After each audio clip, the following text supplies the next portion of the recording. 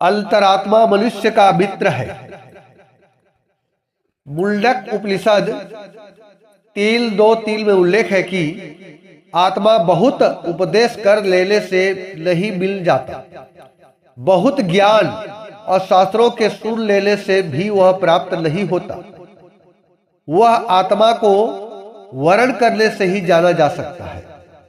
आत्मा सत्य है, शाश्वत और अनित्य है, शक्ति का स्वरूप है, पर जब तक वह सांसारिक कल्पनाओं से विमुक्त नहीं हो जाती, वह अपने वास्तविक रूप में प्रकट नहीं हो सकती।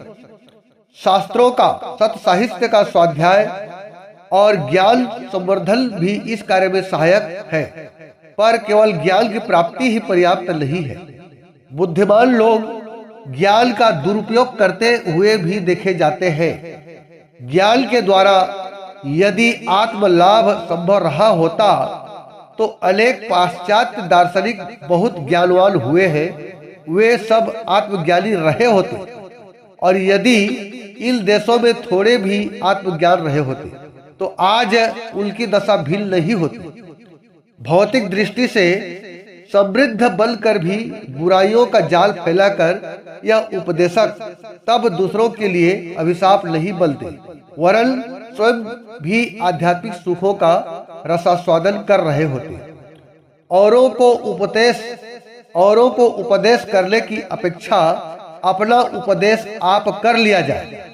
औरों को ज्ञान देने की अपेक्षा स्वयं के ज्ञान को परिपक्व कर लिया जाए।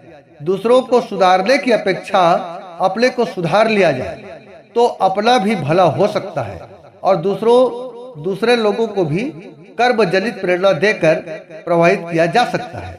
लोग यह कम देखते हैं कि आप कहते क्या है, उपदेशक की वार्ता का नहीं, उनके व्यक्तिगत जीवन का प्रभाव अधिक होता है।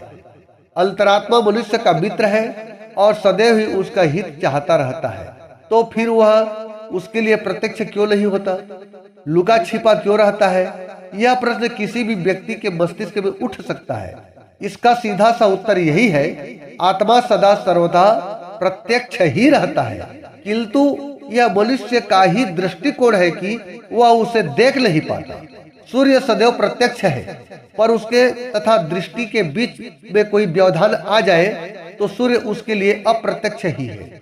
मनुष्य तथा उसकी आत्मा के भिन्न मन की प्रधानता का पर्दा पड़ा हुआ है, जिसके कारण प्रत्यक्ष आत्मा भी मनुष्य के लिए अप्रत्यक्ष ही रहती है। यदि मनुष्य इस मन की प्रधानता की उपेक्षा कर सके तो निश्चय ही उसका अंतरात्मा उसके लिए प्रकाश के समान ही प्रत्यक्ष हो जाए। वही मनुष्य जीवन की परम सार्थकता भी है। आत्मा ही परम ज्ञातव्य है, उपास्य है, साध्य है। ये भी उसी आत्मा व अरेस ज्ञातव्य साहित्य से लिया गया है। अंतर आत्मा की अंतः प्रेरणा। अंतरात्मा की बात सुनना और मानना ही उसका अनुशासन है। शंका हो सकती है कि क्या मनुष्य की अंतरात्मा बोलती भी है? हाँ, मनुष्य की अंतरात्मा बोलती है, किंतु उसकी वाणी स्थूल ध्वनिपूर्ण नहीं होती। वह सूक्ष्म होती है, जिसे बाह्य एवं स्थूल श्रवण से नहीं सुना जा सकता। मनुष्य की अंतरात्मा बोलती है, किंतु मौन विचार स्फुरण की भाषा में, जिसे मनुष्य अपनी कोलाहलपूर्ण मानसिक स्थिति में नहीं सुन सकता। अंतरात्मा की वाणी सुनने के लिए आवश्यक है कि मनुष्य का मानसिक कोलाहल बंद हो।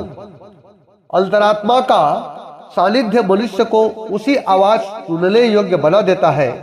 यो तो मनुष्य की अंतरात्मा उसमें सदा ओतप्रोत है, किंतु यह तब तक उसका सच्चा सानिध्य नहीं पा सकता जब तक वह अपने परिचय नहीं करता, उसे जान नहीं पाता।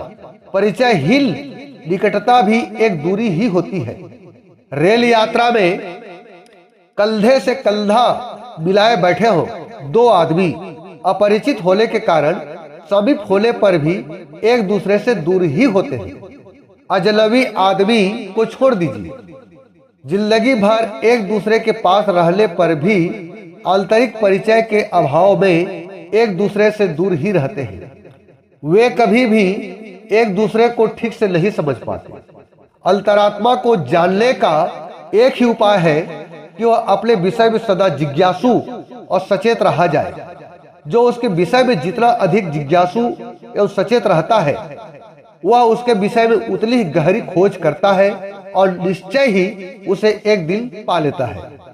अपनी आत्मा के विषय में अधिक से अधिक जिज्ञासु एवं सचेत रहिए। आप अपनी आत्मा से परिचित होंगे, वाणी सुनेंगे, सच्चा मार्ग निर्देशन पाएंगे तो अज्ञान से मुक्त होंगे और जीवन में यथार्थ सुख शांति के अधिकारी बनेंगे। मनुष्य जो काम करता है वह अधिकतर कर्ता अंतः प्रेरणा से ही है, किंतु वह अंतः प्रेरणा अंतरात्मा की नहीं होती, वह होती है मन की, जो कि स्वभावगतः पतन पथगामी है। चंचल, निरंकुश और उच्छृंखल मनुष्य के लिए यातना का महामूल है। वह इंद्रियों द्वारा कार्य रूप में स्फुरित होकर मनुष्य को अंधकार की ओर ही खींच लेता है। ये लिखा आत्मा व अरे ज्ञातव्य साहित्य, पृष्ठ क्रमांक 14-15 से युग व्यास युग ऋषि श्री राम शर्मा आचार्य जी की लेख है।